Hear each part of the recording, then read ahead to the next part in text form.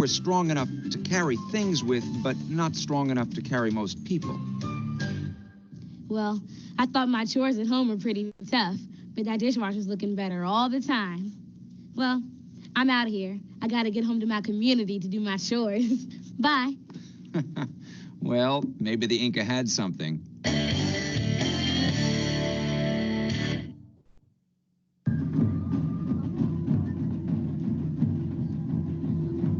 The Inca may have worked hard, but they also knew how to play. And for them, the biggest celebration of the year was the Inti Raymi, the festival of the sun. It's still celebrated today by the descendants of the Inca. This great festival was held every year on June 21st, at the time of the winter solstice in the southern hemisphere. The harvest was over and it was time to thank the sun for the crops, or to ask for better crops next season. The Inca had many gods, but one of the most important was the sun god, Inti. In ancient times, the Sapa Inca would lead the ritual. From a golden cup, he would drink a special beer made from corn, passing it on to others to share.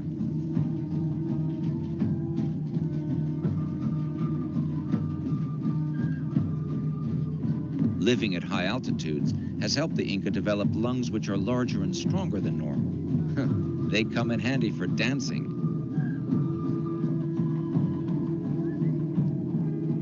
The women still dress much as they did long ago, in a long tunic covered by a shawl, their hair in braids.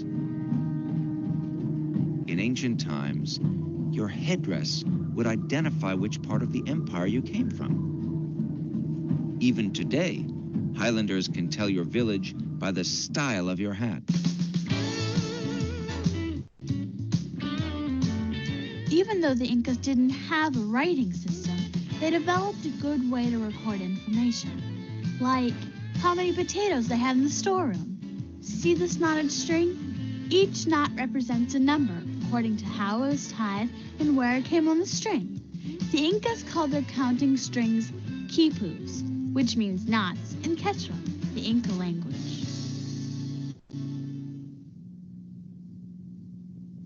Do you guys remember how I mentioned the Nazca and Moche civilizations? These people were around long before the Inca ever arrived, and their cultures greatly influenced the Inca Empire. The Nazca are known today for their mysterious lines in the desert. I'll tell you about them later. The Moche are famous for their beautiful crafts, gold, silver, pottery, cloth, you name it. Recently, archaeologists uncovered some extraordinary Moche treasures in a king's tomb in the desert.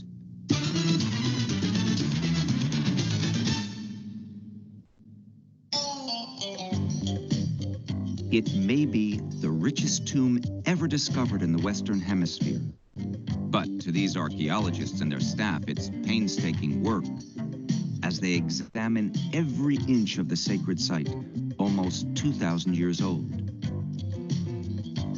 To the Moche, this was a place of worship, perhaps the scene of ritual sacrifice.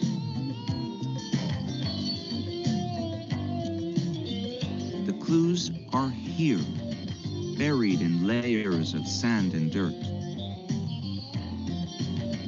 For example, the archaeologists have found skeletons bent in odd positions, not lying straight as most Moche were buried.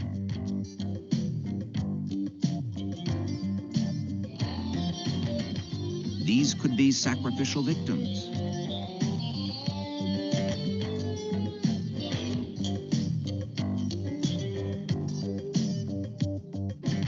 And nearby, they uncovered the grave of someone so important, they named him the Lord of Sipan, the warrior priest.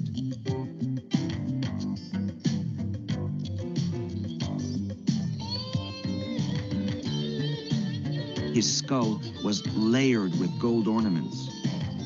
He was buried with more than 1,000 pieces of pottery. And he carried a golden scepter, a sign of his power. Clues like these help archaeologists piece together a picture of Moche civilization.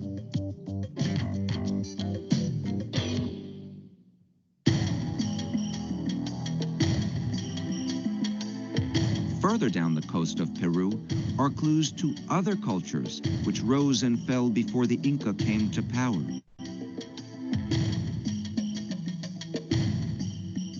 Two-thousand-year-old mummies, naturally dried by the desert air, lie in the sand. It's one of the driest places on Earth. Nearby, the lack of rain has also preserved giant, mysterious drawings in the desert, like a bird, a spider, or a whale. There are also lines that are miles long and straight as an arrow. About 1,500 years ago, a people called the Nazca created these mysterious lines by scraping away the rocky outer layer to reveal the lighter soil underneath. But why did they do it? Some archaeologists say the lines are part of a huge calendar or astronomical chart. Others think they point the way to water sources. And someone even wrote a book claiming the lines were runways for ancient astronauts.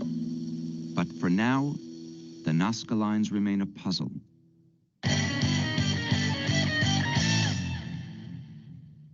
Okay, as you can see here, Steph and I have gathered some traditional Inca foods for you to take a look at. Take it away, Steph. Well, my research has dug up some pretty interesting things.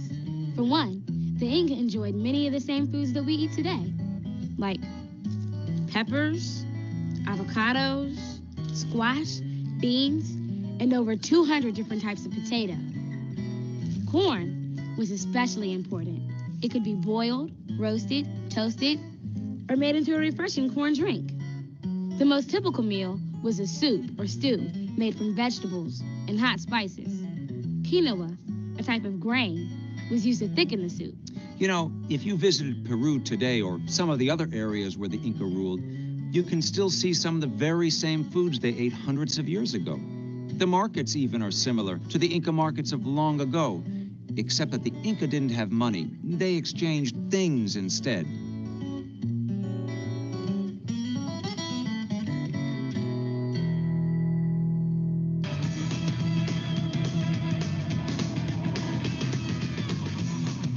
The Inca often kept guinea pigs in their houses, but just like we raise pigs and chickens, they were raising the guinea pigs to eat.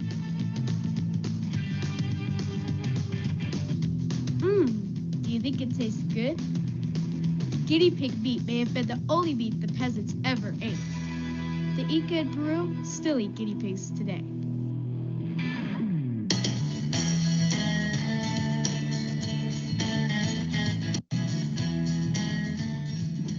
Hey, what's going on? I thought you were pulling together facts on life as an Inca kid. Do you have a track meet or something? Nope, just preparing for the most important ceremony of my entire life. What do you mean? Well, see, if I were an Inca kid, when I turned 14, I have to endure tests of strength and courage. Once I passed, I have to swear an oath of loyalty.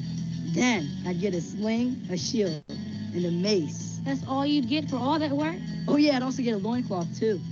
Guess before that, I'll just be running around naked. Well, when I turned 14, I'd also get a special ceremony. But no pumping iron for me. I'd have to fast for 3 days. And then I'd be bathed and washed, and my long, beautiful hair would be combed and braided. And then I'd get a new robe and a big feast. But once I passed my test of strength, my ears would be pierced, and I'd become a warrior. Then I'd get a cool new name like Puma, or Hawk, or Dragon. Me too. But only my name would be something like Pure or Star or Gold. And then I got married. Well, if you were really beautiful, then you could be taken away from your family even earlier, like at age 10. I know. I read about that stuff too. I'd be called a chosen woman and be taught religion, how to weave beautiful clothes, and make food for special festivals. Yup, while I was out farming or battling some great battles, you'd be weaving away. Yeah, but if I were really, really beautiful, I might have to marry the emperor or one of the royal family. You know, I think I'd rather look like me and stay in my village. Yeah, I guess I'd rather be me too. But it sure would be cool to have a name like Puma or Hawk.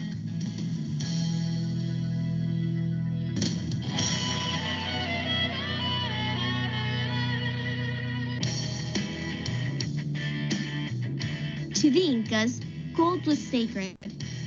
One of their chief gods was the sun, so they called gold sweat of the sun. Silver was called tears of the moon. The Incas made many beautiful objects of gold and silver, but most of them have disappeared. They were melted down by the Spanish so they could take the precious metals home. So what happened to the Inca? This great empire rose and fell in only 100 years. In 1533, a Spaniard by the name of Francisco Pizarro arrived in Cusco looking for gold and treasure. He had less than 200 men with him, but his timing was great. Two Inca emperors, Atahualpa and Huáscar, were battling for power over the empire.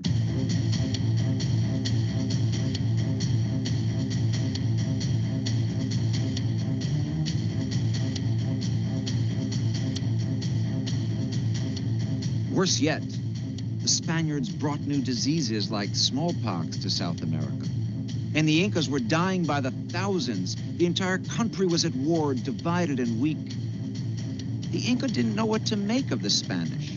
They dressed in metal suits, had hair growing from their chins, and rode mysterious animals.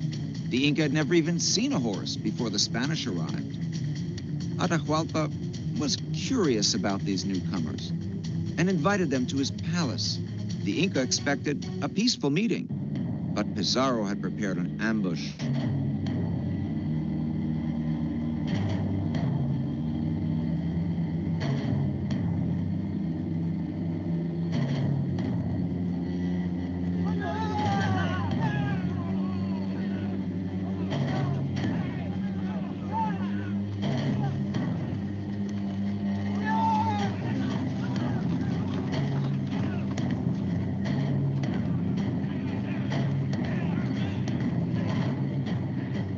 In a matter of hours, it was over. With their horses and guns, the Spaniards quickly defeated the Inca and captured Atahualpa.